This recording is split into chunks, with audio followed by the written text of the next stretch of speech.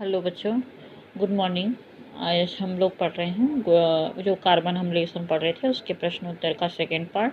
इसमें second part में पहला प्रश्न है, अपरूपता से आप क्या समझते हैं और कार्बन विभिन्न अपरूप कौन कौन से हैं, प्रत्येक के दो उदाहरण दो उपयोग। जब कोई पदार्थ प्रकृति में भिन्न भिन्न रूपों में मिले जिनसे भौतिक गुण भिन्न हो व रासायनिक गुण समान हो, इस गुण को अपरूपता कहते हैं। और इसके उपयोग निम्नलिखित है और इसके रूप। पहला, चारकोल, गैस मास्क में शक्कर को रंगहीन बनाने में।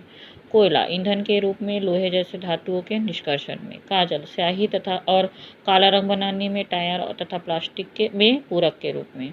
अगला है हीरा, बहुमूल्य रत्न के आभूषण में। शल्य चिकित्सा के उपकरण में। ग्रेफाइट, पेंसिल के लीड बनाने में। इलेक्ट्रोड में। हीरा ग्रेफाइट में से आप किस प्रकार अंतर होते हैं पा सकते हैं? तो पहला है गुण के आधार पर हीरा और ग्रेफाइट में अंतर। रंग पारदर्शक होता है, धूसर काला होता है। कठोरता अत्यंत कठोर है, ये नरम है। विद्युत चालकता, ये कुचालक है, सुचालक है। प्रत्येक कार्बन परमाणु से जुड़े कार्बन परमाणुओं की संख्या इसमें 4 है तो इसमें 3 है। उसमें चालकता इसकी अति उच्च है और इसकी साधारण है। प्राप्ति, ये विरल से प्राप्त हो जाता है, ये सामान्यता है। फिर अगला प्रश्न है, फ्लोरीन क्या है, इसके क्या प्रमुख उपयोग लिखिए। फ्लोरीन एक 60 कार्बन वाला कार्बन का अपर रूप है। इसका उपयोग अर्धचालक, स्नेहक, उत्प्रेरक, विद्युत तार आदि बनाने में किया जा सकेगा। फिर कार्बन डाइऑक्साइड बनाने की विधि का सचित्र वर्णन। तो प्रयोगशाला में कार्बन डाइऑक्साइड बनाने के लिए परख नली लेते हैं जिसमें नींबू का रस एवं कपड़े धोने का सोडा डालते हैं और उससे कार्क लगा देते हैं। निकास नली का दूसरा सिरा गैस जार में लगा देते हैं। कपड़े धोने का सोडा व नींबू का रस की अभिक्रिया द्वारा कार्बन डाइऑक्साइड गैस प्राप्त होती है। ये इसका चित्र है। फिर अगला प्रश्न है, शुष्क बर्फ क्या है, इसका उपयोग लिखिए। तो द्रवित CO2 को संघनित करके दाब मुक्त करने पर ठोस रूप में परिवर्तित हो जाती है, उसे शुष्क बर्फ कहते हैं। गर्म करने पर यह वाष्पीकृत होकर सीधे गैस में परिवर्तित हो जाती है। इसका उपयोग प्रशीतक के रूप में होता है।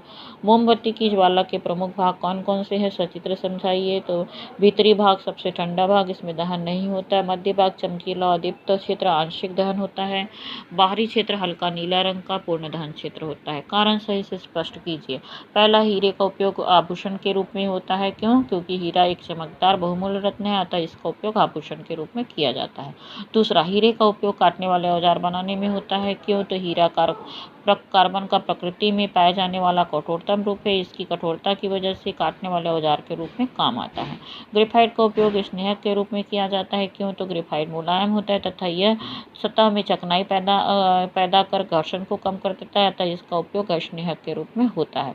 अगला है, ग्रेफाइट का उपयोग इलेक्ट्रोड के रूप में होता है। क्यों? तो विद्युत का सुचालक इसका गलनांक उच्च होने की वजह से ग्रेफाइट का उपयोग इलेक्ट्रोड में किया जाता है। फिर अगला प्रश्न है, पेट्रोल का उपयोग स्टोव में नहीं किया जाता है। क्योंकि तो पेट्रोल वाष्पशील द्रव्य है तथा शीघ्रता से आग पकड़ लेता है, इसलिए स्टोव में इसका उपयोग नहीं किया जाता है।